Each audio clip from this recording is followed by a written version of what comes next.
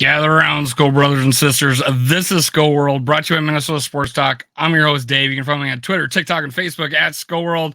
Speaking of Twitter, we got the king of Twitter, the guy that invented Twitter, and I think that's why they changed it to X now, Dustin Baker. How the hell are you doing, man? It's been over a year since we brought you on the channel. Oh, I'm doing wonderful. Thank you for the LeBron-like lead-in. That's very kind. I'm excited to talk with you tonight because we are on the cusp of, we always say this, but I really mean it this time, one of the most influential, pivotal Vikings off seasons in franchise history, certainly in the last decade. Assuming they don't just re-sign everybody and do the same thing, I'm going to guess they don't. So I think their decision-making this off season is of the utmost importance, and I'm glad to be here talking to you about it. You brought that up. Do the same old thing. Is running it back just getting rid of Kirk, or is it only him, or is it Danielle Hunter and other players? Is it when people say running it back? Because you did a post, and it was a very good one, where we've turned over our roster probably over 80% since the Spielman era. How do you feel about that? Is running it back just keeping Kirk Cousins, or how do you feel about that?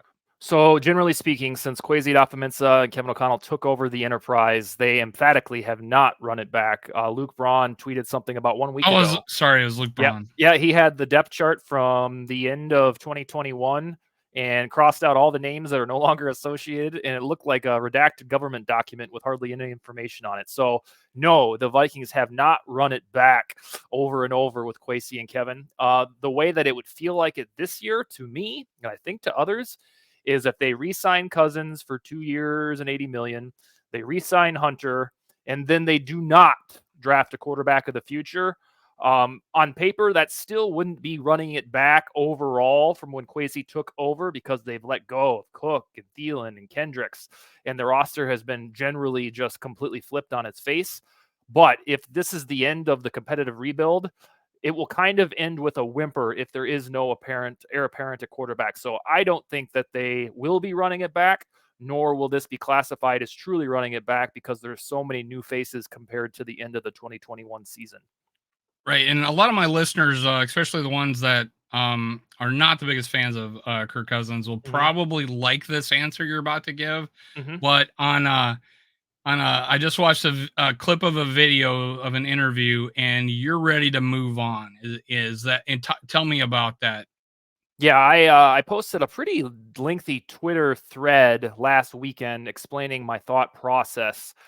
So here's the deal. If my phone buzzes 1 week from today or 2 weeks from today and it says Cousins is back, I will not freak out. I won't even really be disappointed, because we're guaranteed to be contending for the NFC North again.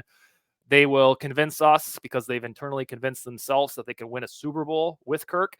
And then I'm hoping they'll have a quarterback to go along with it, to hedge the bet.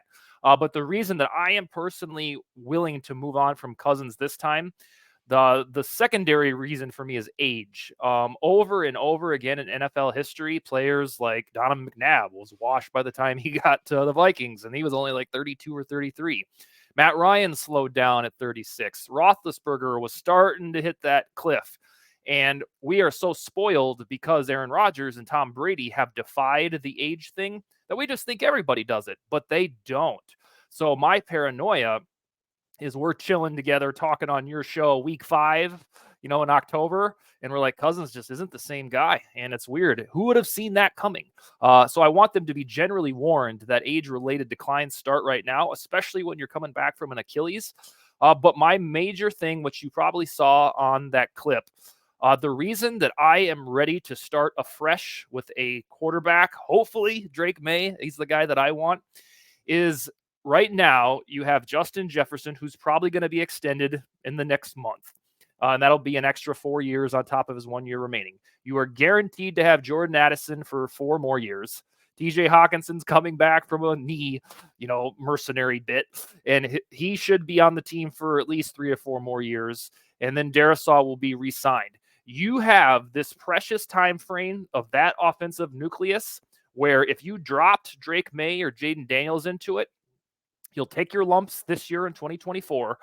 But assuming that guy is good, you can shoot for the stars in 2025, 26, and 27. Conversely, If you re-sign Cousins for, let's say it's 2 years, then if you have J.J. McCarthy waiting to take over, McCarthy's only going to have 2 years to make it good with that offensive core. And I don't think anybody expects to win the Super Bowl with a first-year starter. That just certainly doesn't happen to the Vikings. So my grand theme here is I want the rookie guy to start learning now, and I'll be content with an 8-9 season or 7-10 because it'll be looking up, kind of like Bridgewater in 2014. But my fear is if we bring Cousins back, it reduces what I consider this Addison-fueled window, because there's no way in hell you're going to be able to extend the rookie quarterback in 4 or 5 years, pay Jefferson, pay Addison. It just doesn't add up to me. So I want to start the clock now. Obviously, if we go 8-9 with returning Kirk Cousins, which I honestly don't think that would happen, I think we would compete for the NFC title, and we were looking pretty good when Kirk Cousins went down, and with a weaker schedule ahead of us. And then this year we got, I think, a weaker schedule than last year. Mm-hmm. So I feel good about that if Kirk came back. Yes. But obviously, if we go 8-9 with a Kirk Cousins, it would be substantially a different feeling if we went 8-9 with our quarterback of the future, right? Yeah. So, and if they said, you know what, Cousins is our guy, and we still love Jaren Hall for the future, if they have Cousins at QB1 with no injury and they go 8-9 or 9-8 and miss the postseason, then the hot seat stuff for O'Connell gets pretty damn real. And I don't want him anywhere near a hot seat, nor do I think he should be on one now. But if they don't make a significant plan during this competitive rebuild at quarterback and then miss the postseason with Cousins playing most of the season, that would be kind of a doomsday scenario for this, not even new regime anymore, this regime. One of the things I've heard, and I actually just had that with an interview I just did, is that if we bring back Cousins, he don't want to draft a quarterback. I don't want a fence-sitting situation. I want to. You're gonna go lineman, in the first round, or if there's a corner you like, but I don't want this. Oh, if you're gonna go with Cousins, then well, I'm gonna draft a quarterback. You're almost wasting a pick. But you're on the side of you need to draft a quarterback even if you bring back Cousins. Is that correct? Am I hearing that right? Yeah, I wanted them to do that last year. There was I think we tried, but it's just too. Yeah, I mean, you're 20th, 22. You're not getting up there. Yeah, there was this brief spot last year, I think it was in March, where CJ Stroud was kind of theorized to maybe hit the 4th or 5th spot in the draft. He kind of tumbled for a minute. And that's when I got really excited because I thought, hey, because that was the guy. My guy too. Yeah, I think, we both identified him last year. He felt like the one that wasn't going to fail, because we know half of these first rounders are either going to suck or just be mid. And it's really, you get really paranoid when you start thinking about it. You're like, God, hopefully the Vikings don't get whoever that is. And so I thought, last year, let's get the guy, let's have him sit, because we already knew last year Cousins was coming back. But then they didn't pull the trigger aside from Jaren Hall. And Jaren Hall looked okay for a while, but then he came crashing back to earth against the Packers. And he's going to be, 26? And by the time they need him to start, if he is their guy, 27. He doesn't feel like the quintessential solution. So, yes, I think this is why the McCarthy thing has picked up so much steam in the last 2 or 3 weeks. There is a theory that says, hey, you can do everything. You can re-sign Kirk for a year or two. This McCarthy guy's just turned 21. He might be there at 11. I think McCarthy has become the compromise draft pick for everybody that wants Kirk back, that thinks, we still need a quarterback. And then also perhaps bring Danielle Hunter back, and you could just have it every single way. So yes, at the end of the day, with or without Cousins, I want this regime to identify its quarterback of the future and either start him if it's a blue chipper like Jaden Daniels or Drake May, or if it's McCarthy, I kind of say, God forbid, one of the other guys, just have him watch for a year and take over when the time is right. Now, I've seen you get. I've seen you, because you actually a lot of times almost troll guys that are just super down on Kirk, right? Like they say stuff that don't make sense. It's just not true. And you put stuff out there, and I see Janik do that all the time too, your partner in crime. But I've had you two guys on my show before, and both of you have been guys totally willing to move on from Kirk. I'm totally willing to do it too if we got the right quarterback. I will not cry in my soup if Kirk's gone, but I'm a little different from you, where I am the guy that wants to see 2 more years of him Okay. with this cap space finally. Yeah. And so I'm a little bit different in that sense. But when you hear someone say that, hey, if we bring Kirk back, that's 2 year, let's say a 2 year contract, and then you got a third, you got dead cap money. Now have you wasted 3 years of that rookie quarterback? That ruins the whole point. What for me, it's like, if we're drafting a quarterback, I think only his value is for the first 4 years of his contract, then we're drafting around quarterback, because Patrick Mahomes, people are going to get sick of me saying this, but Patrick Mahomes won 2 Super Bowls after his rookie contract. So, and he's the only one that's done a rookie in his rookie deal in the last 10 years. So when do you does that bother you? Like, okay, we're missing that, rookie contract time. That's the only way to get to the Super Bowl, or the best way to get to the Super Bowl, when it's not really, but that's what people say. I think it is the best way to optimize the budget if you have the cojones to roll with the guy like the Texans did right away, Right. because then the Texans have 4 glorious years to load up and try to go win the chip. Now, to your point, there's no evidence that this ever really works to win a Super Bowl. A lot of teams get there with the guy with the rookie quarterback. I don't know any Vikings fan that's excited to lose another Super Bowl. So the evidence suggests you either need Patrick Mahomes or Tom Brady to win the chip, or a one-off year from Matthew Stafford, Joe Flacco, Nick Foles. And I think probably with Cousins, you're looking for more of that one-off year. But no, I would not. If they re-sign Cousins, draft McCarthy, and then they waste the 2 years, I won't look at it that way. I mean, we only need to look 3 hours to the east to see the Packers have done this, and it's worked. So if I don't know how our fan base would have the patience for what the Packers do, where it's just let the guy chill for 3 years and then let her rip. I know the Vikings fan base wouldn't have the patience for it. The first incompletion Kirk was throws, they'll be throwing their hands up. That's some of them, not all of them, the fan base. But yeah, I'll get on board with pretty much whichever option they take, so long as they don't just do nothing at quarterback. And I'm talking either a first or second rounder. I don't want Jordan Travis in the fourth. We've already tried that. I really want this regime to develop that quarterback, because I think it's a golden opportunity for whoever that guy is. You have a former quarterback as the mentor. Now you have Josh McCown in there as a secondary mentor. And then you have this absolutely fantastic offensive core just to plop a guy into it. And it almost feels like, so long as the new quarterback isn't a dipshit, he's gonna succeed. I would like time to do a public address announcement, to where I've had 5 on my 6 last guests, all guys that said they want to move on from Kirk, and no one has called each other an idiot or a dipshit or a Kirk stan or a Kirk hater. Completely civil conversations. Learn from those people. And anyways, you might find this funny. I had Nick Miller. He's on Twitter a lot. You might interact with him. But he brought up the Phil Mackey thing with the 22 Super Bowls, and here's a handful of just regular guys that's won it, like a Stafford, whatever, or gone to it. And then over here you have the GOATs. You either need a rookie or the GOAT, or some couple one-offs. And I said to him, I said, well, I guess 40% of the time you just need to draft a guy in the 6th round, pair him with the GOAT coach, and have him become the GOAT later on. And I'm talking about Tom Brady. So, I mean, that's a statistical anomaly.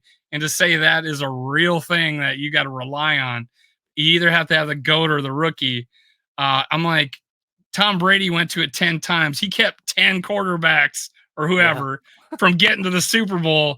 I want to know who those guys were. Tell me who those guys were, because you might find that a little bit hilarious. That I guess all the Vikings got to do is draft the GOAT in the 6th round and find out KOC is the GOAT, and then we're gonna win Super Bowls. I've battled that talker for a long time. Like we just need to draft our Mahomes. I mean, it's like saying, hey, the Chicago Bulls can start winning championships again.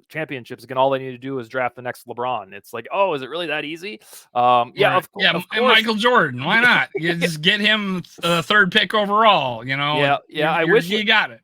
I wish it was that simple. But no, I completely understand both worlds. Yeah, optimizing the rookie contract for Yeah. a quarterback. But I would really love it if those guys won the championship every once in a while. It just seems like that's the way not to win a Super Bowl is having a quarterback on a rookie. I swear to God, is it like 1 out of the last 9 have not been on a rookie contract, but still we proliferate this narrative that says the only way to do this is to do it on a rookie quarterback and rookie contract, and they hardly ever win Super Bowls that way. If the goal is to get there and lose, fine. And the Pat Home and his head coach is Andy Reid, who took Donovan McNabb to 4 NFC title games and finally get to a Super Bowl. And then you go see McNabb on other teams, and you're like, how does he do that? How did he do that with McNabb? Mm-hmm. He almost made McNabb a Hall of Fame fringe. You almost made him a Hall of Fame quarterback, and then he comes to, I think Washington and us, and it was like, oh my God, this guy is the best point guard in the league. Nice bounce pass. Yeah. So it's like you got Andy Reid turning McNabb into that for the longest time, and then now you got him with Mahomes, who is substantially more talented of a player. And what you're looking for, you put those two together, you put Belichick and Brady together, and you got dynasties. So hopefully that will be our case. Mm-hmm. And you did bring up another quarterback. You like Drake May, but you brought up Jaden Daniels. Can Kevin O'Connell, and I've asked this question before to people, can he coach a mobile quarterback? Oh, yeah, he certainly can. It's just the hiccup or fear that we have right now in our souls is because he couldn't do it with Josh Dobbs. Maybe he can't. But I'm telling you, if they draft Jaden Daniels 8 weeks from tomorrow night, O'Connell will spend all of the offseason getting a playbook tailor-made for Jaden Daniels, and then it might be weird to throw a pocket passer, a true blue pocket passer in there. So, yeah, he certainly can.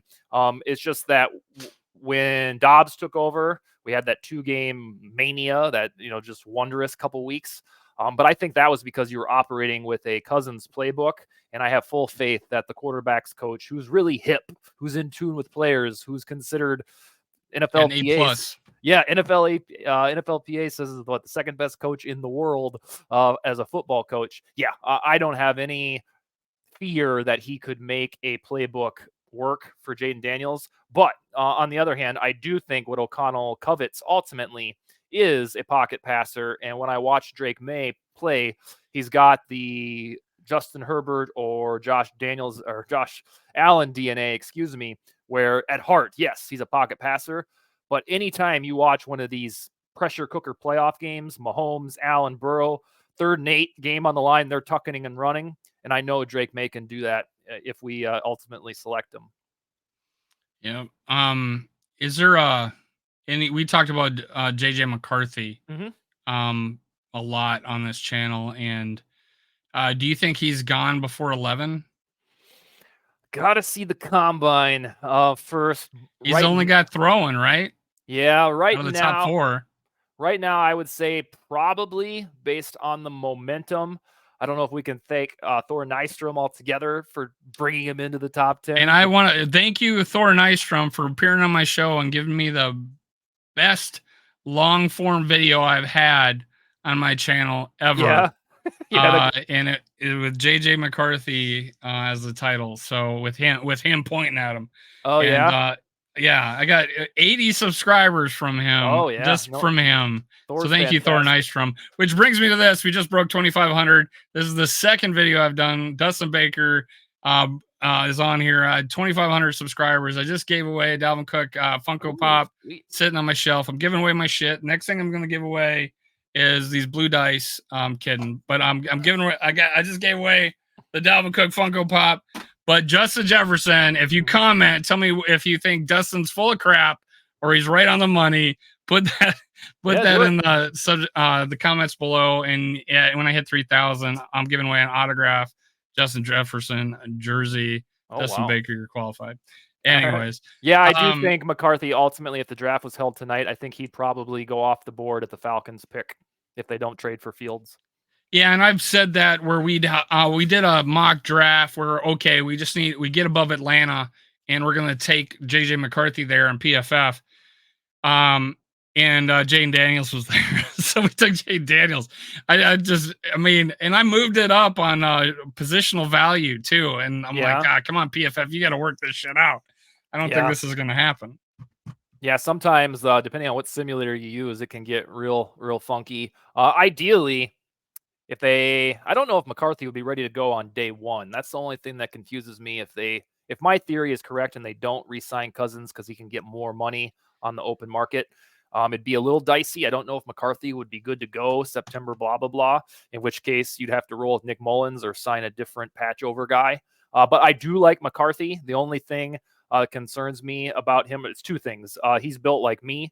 I'm 6'5", 180, and he's 6'4", 200, so he's slender. And then when I watch his tape, it doesn't seem like when he throws it deep, it usually succeeds to the outside the numbers. And I don't know if I just haven't watched enough yet. But ultimately, you want to be able the guy who can crank it deep to Jefferson and Addison on the sidelines. And I haven't seen a whole lot of McCarthy tape at Michigan that shows that he can do that, but maybe that can be developed. Yeah, I've seen a lot of flutter in his deep balls a little Mm-hmm. bit, and I'm a little worried about that. I don't think he, out of the guys that we're talking about, I think he has he doesn't have he has the least of the four in as far as arm strength, Mm-hmm. in my opinion. Again, it's because you didn't see a whole lot, Yeah. and the thing that I pointed out, or I see, I don't point it out a lot, because I'm afraid that people come at me like I hate JJ McCarthy, but he throws things on the line a lot. He doesn't have a lot of like over the top drop in a bucket type throws. That, I mean, threading some needles and stuff, and Mm-hmm. obviously he's got a high completion percentage, and his superpower is throwing on the run. Mm-hmm. Um, and that's where his strength is. And honestly, um, I was comparing him to Bo Nix, and I think he's a better scrambler than Bo Nix. Mm-hmm. And I give him the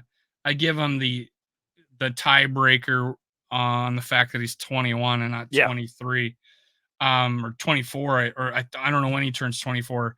But yeah, so I'm a guy that's willing to take him, sit and pick at 11, maybe even trade up a little bit. Mm-hmm. But he's not the 3 first round picks type of guy that No. Oh I God, want to no. pay on a, you like Drake May. I Yeah. like Jaden Daniels. I can live with Drake May just because of the measurement. The measurables are there and stuff Mm-hmm. like that. I worry about him being the Will Levis of this draft. Um, where everybody hypes up and then he falls. Mm-hmm. So I don't know. I'm a little iffy on that. But now, free agency wise, Mm-hmm. is there something you want to see us do in free agency? But both scenarios. Kirk comes back, Kirk doesn't come back, or if you want to just pick one, tell me what you think we should do in free agency. Foremost, and maybe there's a lot of podcasts saying this around the NFL. Bryce Huff as an edge rusher. The Vikings are going to need a starting edge rusher, whether Danielle Hunter comes back or not. Even if they find a way to sign Marcus Davenport for like 1 year and $2 or $3 million, because he's going to get the ultimate prove it deal now based on his high ankle sprain from last year. I saw Tyler Fornes say, "Hey, $5 million. You're only paying 1 million more for him, because if you didn't sign him, his dead cap would have been 6." Yeah. Yeah, so Yeah. I get what you're saying there. I think that's why, even though somehow it became controversial when they pushed out the decision date on Davenport, I think he is in a very weak spot to demand any sort of money from Super weak. anywhere. So I'm guessing Kwesi is evaluating, you know what, if we say 1 year, 3 or 4 million, take it or leave it. And You need a Davenport, prove it deal, big guy. yeah, That's what I would say. he has to, I guess, reinvent himself. Then that would be pretty good value. And Like I a mean, healthy, like reinvent yourself to be a healthy dude. yeah, Like and he all was the, really good for 3 games. He did the trick. He did exactly what we thought he would do in just 3 games. So back to my original one, Bryce Huff. Anytime you pull up advanced pass rush metrics, that guy is at the top. He's like in the top 10. Curiously, he started 0 games for the Jets, but he played in 17. He's kind of like Harrison Phillips 2 years ago, where he's an AFC East defensive lineman who just needs a chance to start. And I believe that could be wonderful on the Vikings, because he's right in that quasi beloved age range of 25 or so. And he should be gettable for between like 15, between 13 and 18 million, depending on how well his agent sells his services. So I would love to see Hunter and Huff as the edge rushers, and then whether re-signing Wanham or Davenport. So Huff is my guy. And then in case I don't get to it at the end, WR3 is a quiet need unless they trust Jalen Naylor to figure out his injury I was a woes. big Naylor guy, and Yeah, so yeah. yeah. I talked to him on one of my other shows when he first drafted, and he is an awesome dude. Rashid Shaheed is kind of an under the radar cheap signing. He's an all pro punt returner, and with the Saints, he had like a KJ Osborne stat line. And he's kind of more of a gadget guy that you can get away with doing tricky stuff. I think he can get got in free agency for like 2 years and $6 million altogether. I think he would make a cool WR3. And then you could, have a competition between Naylor and Powell if you bring him back. So remember Rashid Shaheed for the Saints. He's a free agent. He should be affordable. How tall is he? I have to go look that one up real quick. Keep talking. Well, one of the things is I want a tall receiver so bad, but 6 foot, so right in the middle. Okay, so basically we lead the league in 6 foot receivers. Does this mean KJ Osborne's gone in your eyes? Yeah, the moment the Vikings drafted Jordan Addison, and before we knew if he was going to be good, we always have those Treadwell fears. The moment they drafted Addison, I think I texted Yannick in Germany and said, well, that's the end of the Osborne era, because you might recall as recently as August, we thought, who's going to be the WR2? Is it Osborne or Addison? We didn't know. And then Osborne somehow in a contract year regressed with his drops, and he had the unfortunate injury against the Packers. But yeah, it would be a real Madison-esque move to re-sign Osborne and call him the solution at WR3. I like Osborne a lot. It's another guy I've talked to a couple times on podcasts. But he proved to me that he's probably a WR4 in the NFL. His ceiling right now is 550 receiving yards and 5, 6, 7 touchdowns. There was a time in Vikings history, like under Zimmer, where that would have been the greatest WR3 we've ever seen, because we always just roll with BC Johnson and Chad Beebe. But this is an offense-first regime, and I don't think Osborne quite has it to be an everyday WR3. He had an almighty opportunity between Jefferson's injury and then Naylor not even really nibbling at WR3. Osborne could have damn near been the WR2 last year, but he ended up looking more like a WR4 in my opinion. Didn't he come back late in the season and have a 100-yard game and led the team? Osborne? Yeah, I think there was one game. He always has at least one signature game, whether it's a real clutch catch a couple years ago against the Panthers, and then he was huge in the Colts comeback in 2022. There's always an Osborne game, so I will give him that. But I'm going to guess he can convince another team to give him a somewhat handsome contract, especially with the salary cap inflating all the way to the heavens. Well, until he got dinged up and he had this off season, I was thinking he was going to be one of those $10 million guys that we wouldn't have been able to afford. But when we're talking about like a Wanham, Davenport, KJ, Wanham got hurt, and KJ Osborne, these guys might need a year to prove themselves. So like a Wanham, for instance, we could get him cheap, don't you think? And we don't want him to be the starter. But if he is, it's not horrible, but he would be great in a mix. Oh yeah, he surprised the shit out of me. Me too. He arguably helped save the Vikings season against the Panthers when they were 0-3, looking like they could lose to the shitty Panthers. He scooped that Harrison Smith fumble and rumble for a touchdown. And then when Davenport got hurt, we were kind of like, oh God. And then Wanham turned into a starting edge rusher. I mean, he stopped the run, which he really hadn't done in the past. Before 2023, he only played well against the Bears. And it was like someone called him the janitor because he's always cleaning up other people's sacks. Yeah, that's exactly. And so he was pleasantly surprising. It was absolutely unjust and criminal that he tore his quad during his contract year. So yeah, he's got to come back from that. That's not an easy injury to come back from. So I'm going to guess that he'll probably come back to the Vikes in a 1 or 2 year deal. And unfortunately for his sake, it's got to be somewhat small on the scale because you have to, he wasn't a Pro Bowl or anything, and he's coming back from a nasty injury. Speaking of nasty injuries, we were talking about Davenport getting hurt but not coming back. Mm-hmm. Jordan Hicks lost like his part of his leg, it seems, Mm-hmm. and he came back and played and at a high level, and he was off to a great year, Mm-hmm. and he had that scoop and score and splash plays, and he's probably our best run defender at the linebacker position. Is he a run it back type guy, or is he just a good piece we need to bring back? What do you think? No, he would be. So he's gonna be 33 by the time next season's over. Young buck. Yep. Yeah. And honestly, I put a little bit of value into leadership, and I think Yeah. that's the kind of guy that really kept this defense together. Yeah, and the Vikings, this regime particularly, have shown they really enjoy those types of guys.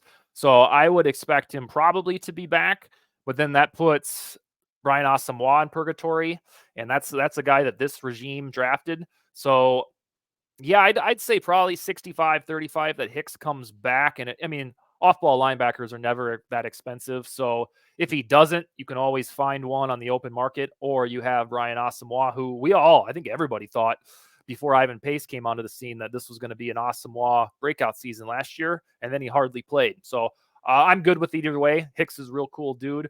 Asamoah seems like he has the upside, but you can find really an off-ball linebacker pretty much anywhere in free agency. Yeah, I don't know if I want two 220-pound linebackers. What is this freaking 1973?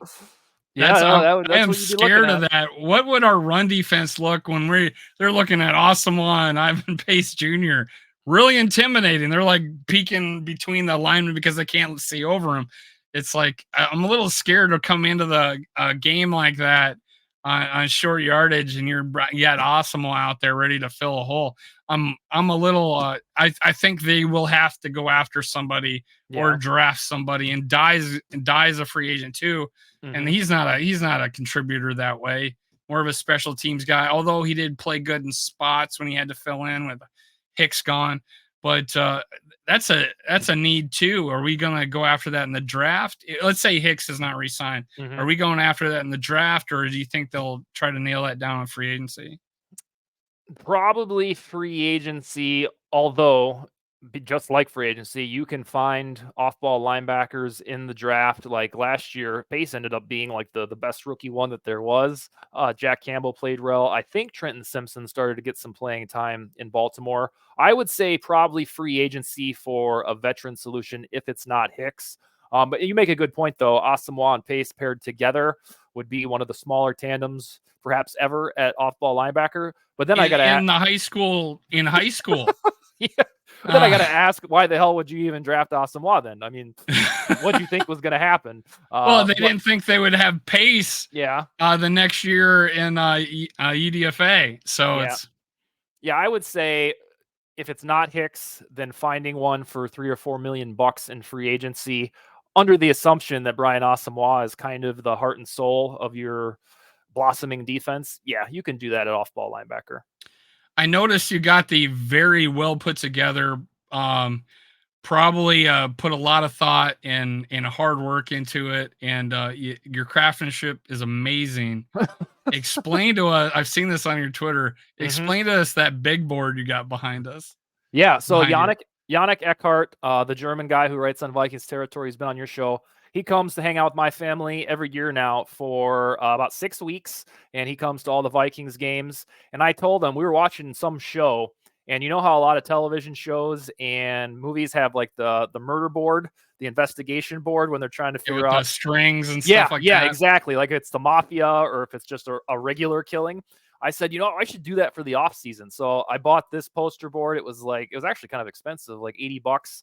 And then I printed out all these names. And so in the off season, I will find a way to do the yarn or the strings. And then when we get to the summer, I can use it for the 53-man trim down. And yeah, I think it's kind of a fun thing. So when I'm writing, I can just flip around and say, all right, who has been signed, who hasn't. And then as things get hot and heavy in 2 weeks, I can do a social media bit with evidently my Basset Hound has to be in it now. That's what the Twitter sphere has said. He was in it accidentally in the first video, and they want to see him again. And I mean, you can reenact that meme of Always Sunny in Philadelphia where where the guy is trying to figure out who's getting this mail. Mm-hmm. Like, I don't think he exists. He keeps getting this mail. Yep, So, that's the goal. yeah, I never watched that show, but I didn't know what that meme came from, and finally I saw a clip. Oh, that's what Mm-hmm. it's about, is some dude in the mailroom. Um, but yeah, that's great. I do that like a lot of times with a just a spreadsheet, but Mm-hmm. yeah, you got a more of a actual visualization that people can Yeah, it's can fun view. too. Mm-hmm. And it reminds me of Spielman and his board, and you watch the drafts, and they always had that, and then they got the new facility, and now it's like a freaking, like you're at NASA, and you got the different Yep. names, so it's a God lot bless the more. Wilfs. Mm-hmm. Yeah, so not a lot more technical situation now. Um, Now let's talk about a lot. Leading up to what's happening now.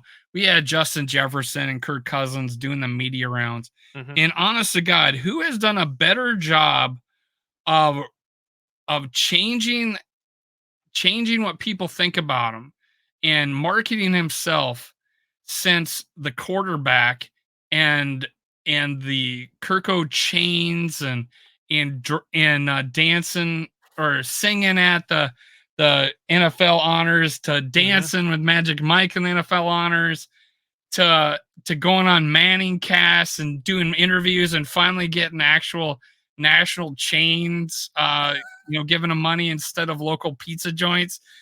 Then Kirk Cousins. And honestly, when in the contract negotiations, one of the things I was thinking about, Tom Brady would take less money. He had freaking Tag Heuer and all these people giving him money that he had, and then now he's got like 35 million a year or something when he's out of the Mm-hmm. when he's out of the league and he's going to be on TV. That I feel like he's worked his way into a TV spot once he's done with the league. That who knows, maybe he does take less money now. So I agree. It's kind of sad that as we either wind down the Cousins era now or next year or something like that, that's when everybody finally realized, hey, this guy is really cool. I feel like the Netflix documentary totally changed the dialogue. I don't think it flipped it to 98% of Vikings fans love Kirk. I know it didn't.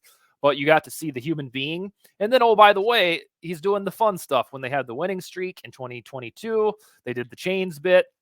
Like you said, he shows up at the Or one award and show. four, he pulls out Creed. Yeah, so he has done a wonderful job. He has the grill now, at least as a Bring gimmick. that up, yeah. Yeah, yeah, I believe he has done a wonderful job, kind of changing the narrative about himself.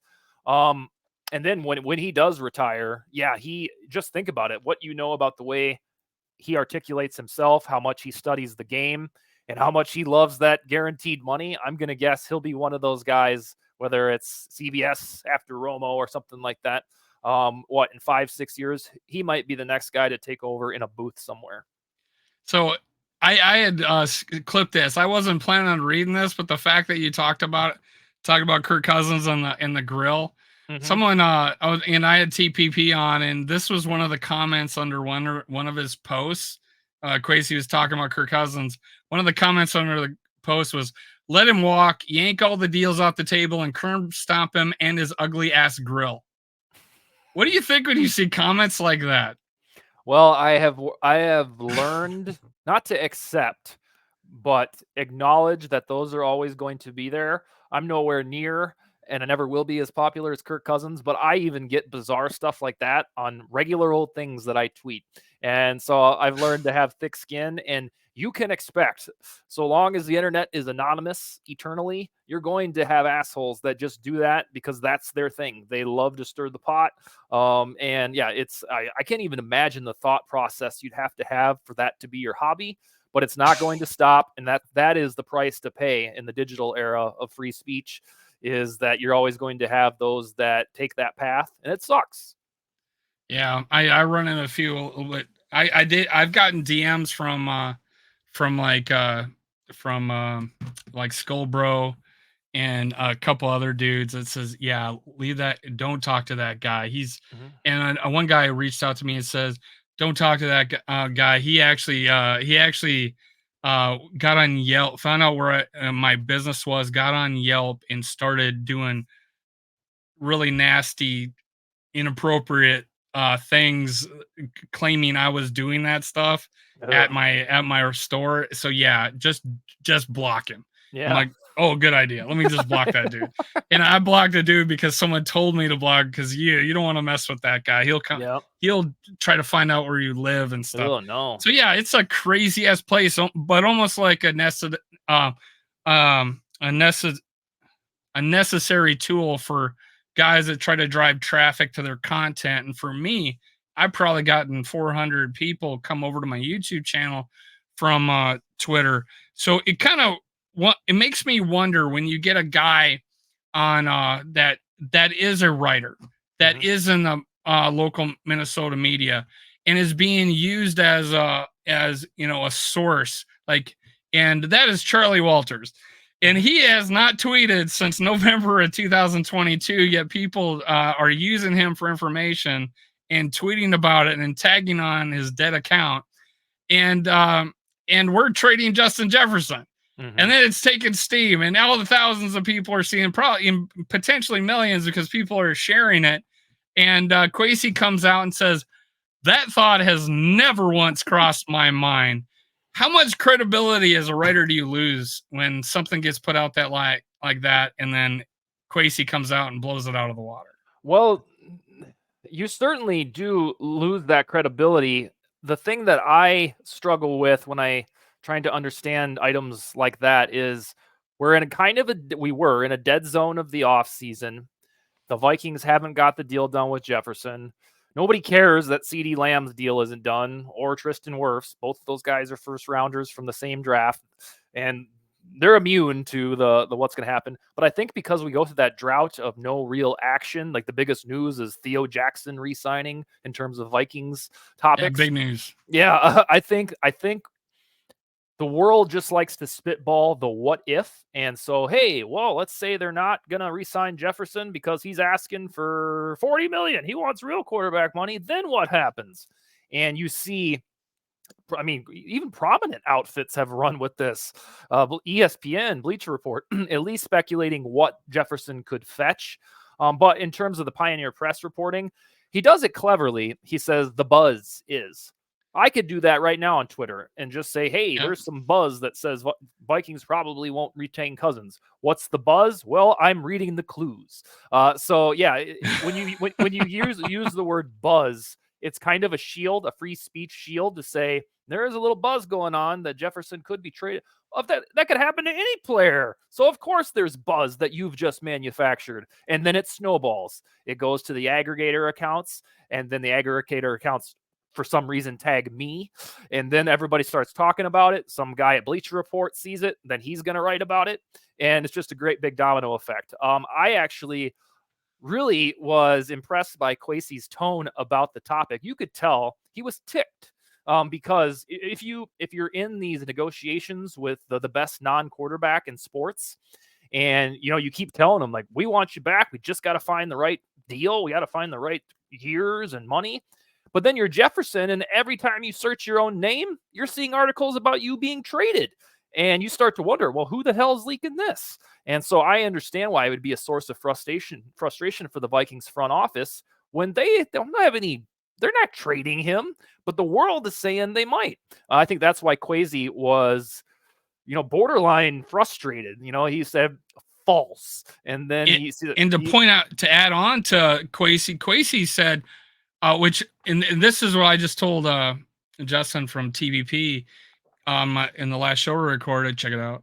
Um, I said that Kwesi.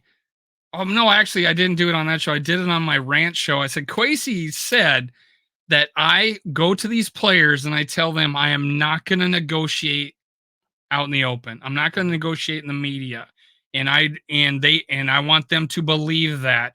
So and then he goes on to say that thought has never crossed my mind, and I will tell you and everybody, I am going to believe him before I believe someone in the Minnesota media, because he has not lied to me once yet. He has not said anything like Rick Spielman has done when trading Percy Harvin. We have no intention of trading Percy Harvin. Oh, we're trading Percy Harvin.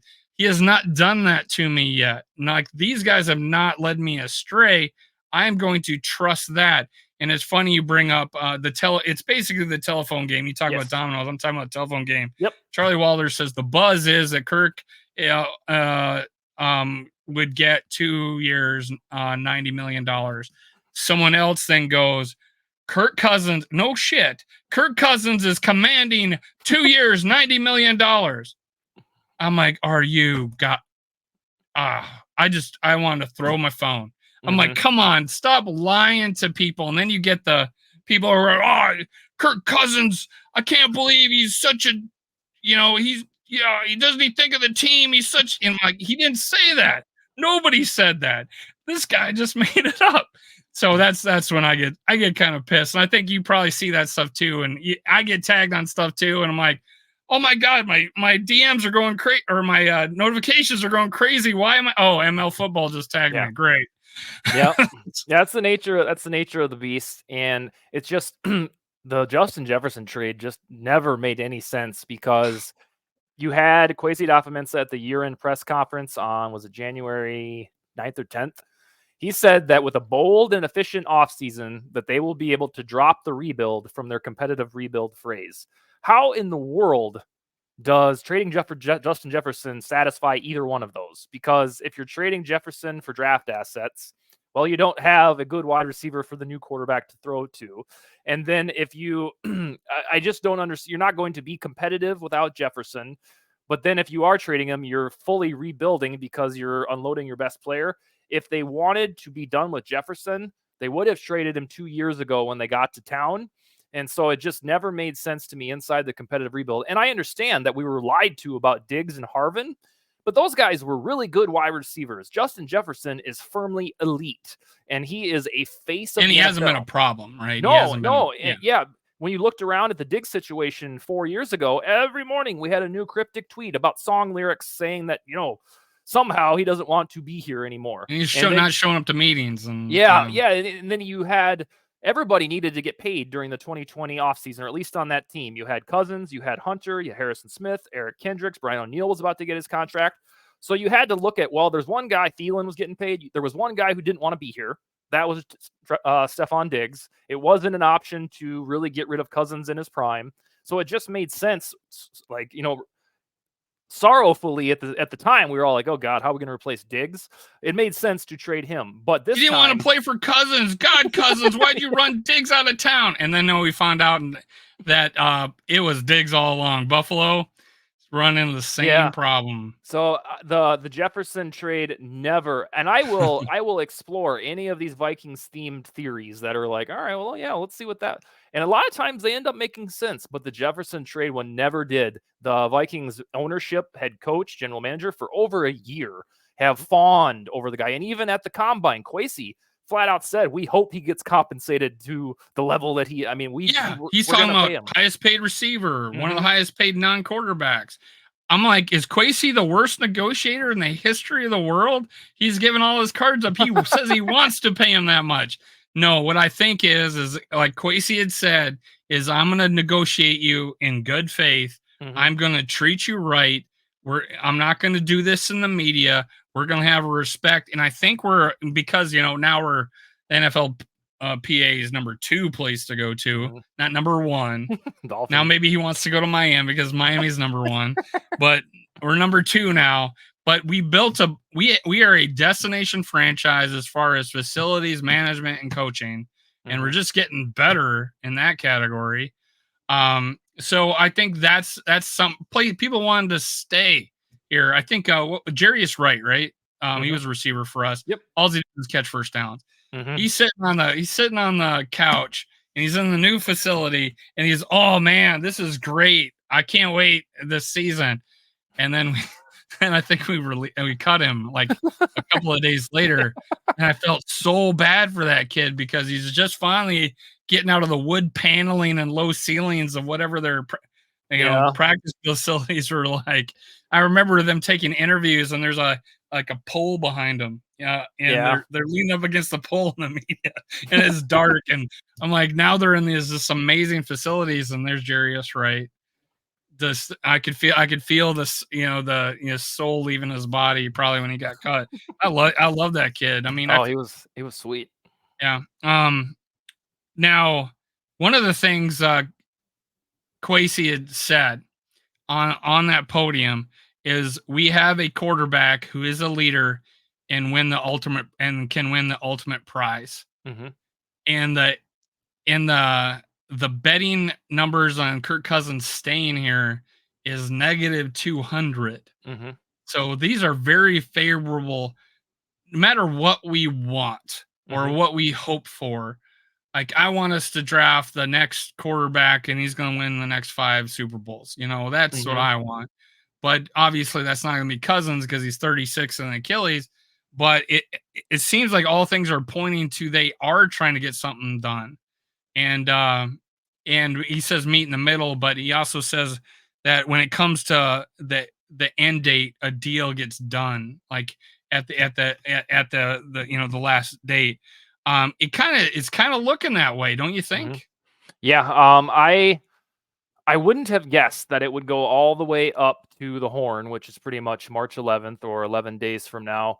But the way that it's trending, that may be the only way that Cousins can learn what sort of deal he'd fetch from the Steelers, the Falcons, or the Patriots. Some say the Broncos and Raiders. I don't really agree with those last 2 destinations. And it comes down to a fundamental choice, where if Kwesi has an offer that's been on the table for a couple weeks, I don't know if it's like 2 years and 78 million, take it or leave it, then Kirk's got to decide, hey, I can get 46 million from the Falcons. He's got to talk to his family and figure out, all right, are we going to Georgia? I really don't think that the Vikings are going to get in a ginormous bidding war in an off season where they have to re-sign Hunter, have to re-sign Jefferson. You've already paid Hawkinson handsomely. At this time next year on your show, we'll be talking about Darrisaw's contract. So I don't think that they can go over a certain number, and that's probably that 40 million number.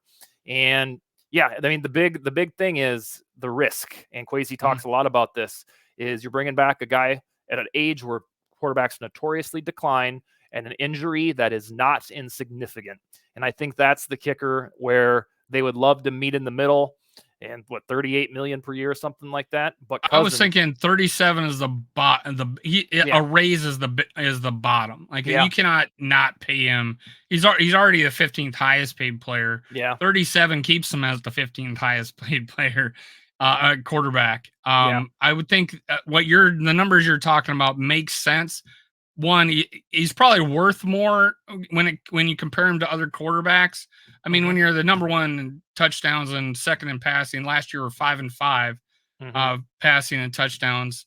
Now you're going to be paid the 12th highest, 13th highest. But when you got to realize, age wise and stuff, and I think you brought this up that he's never not in your video, never not taken a discount.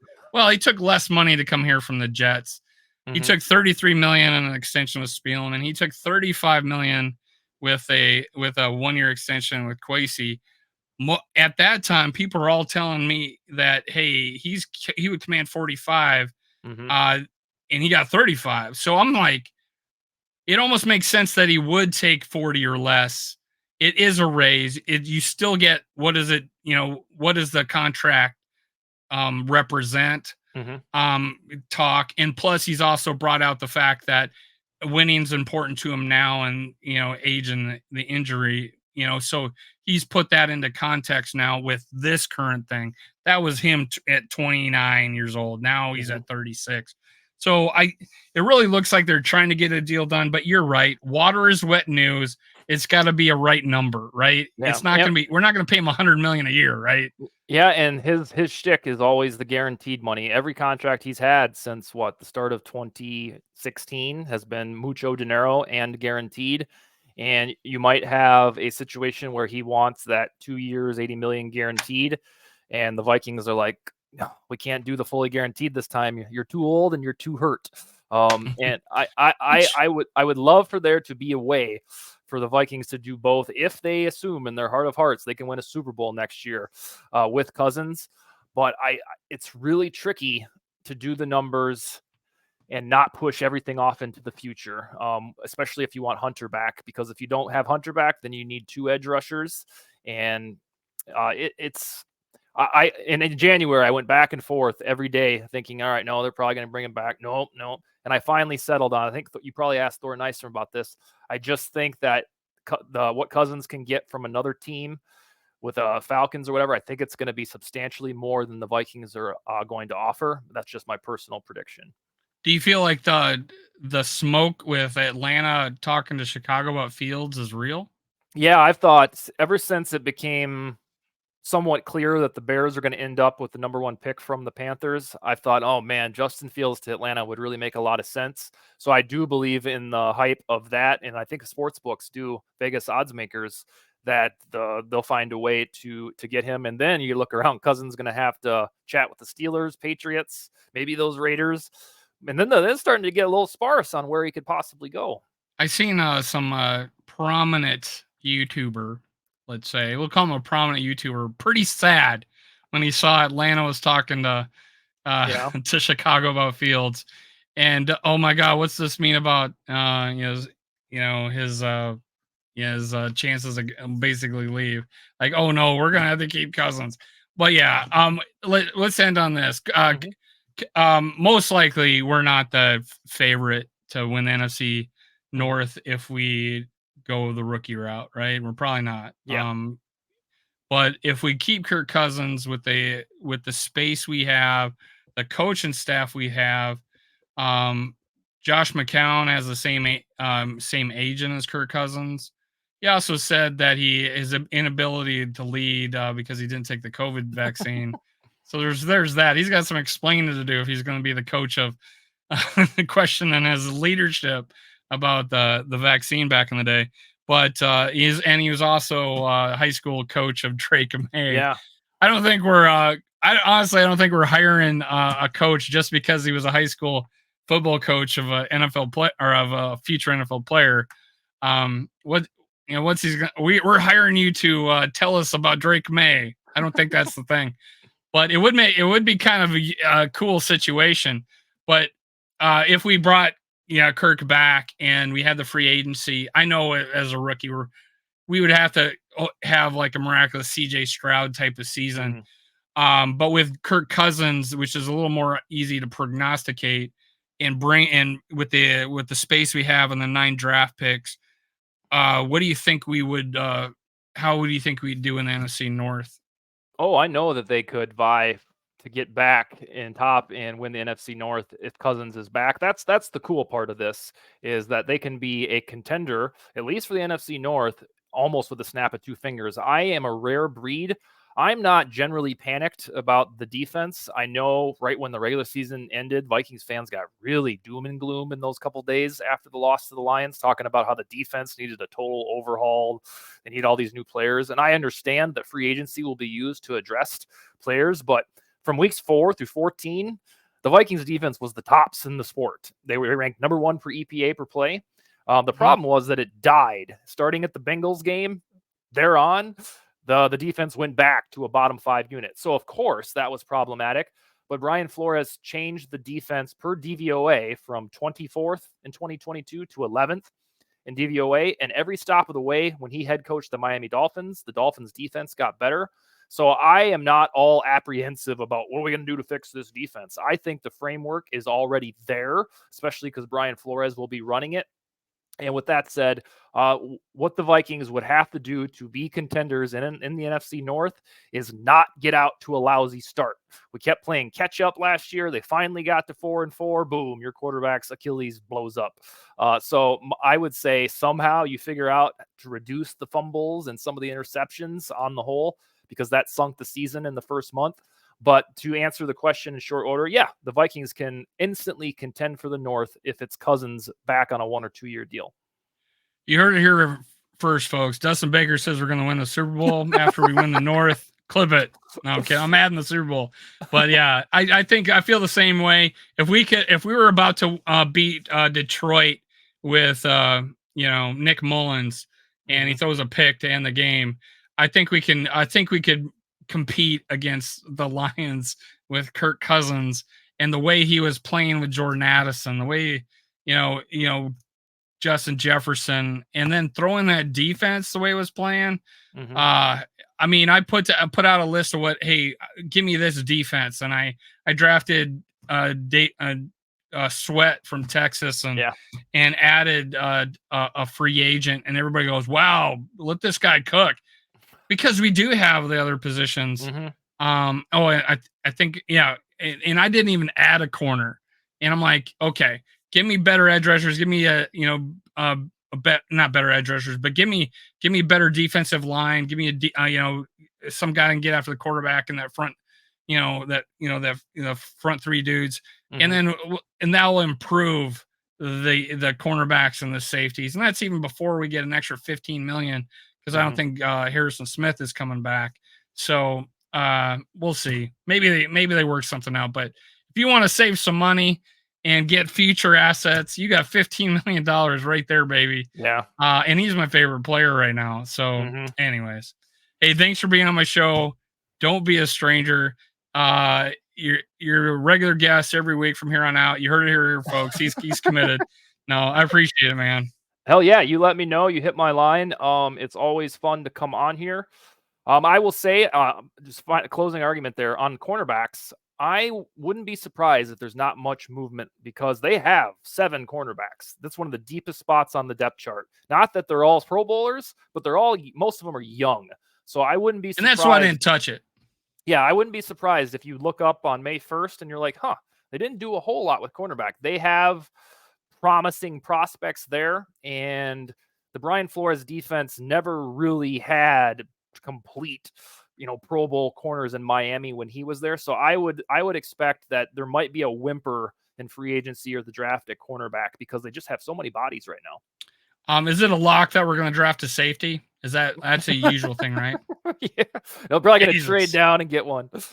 No, my lock is either corner or quarterback or defensive line, / edge rusher. I think it has to be one of those. Gotcha. Hey, all right, man. Thank you, Skull Vikes.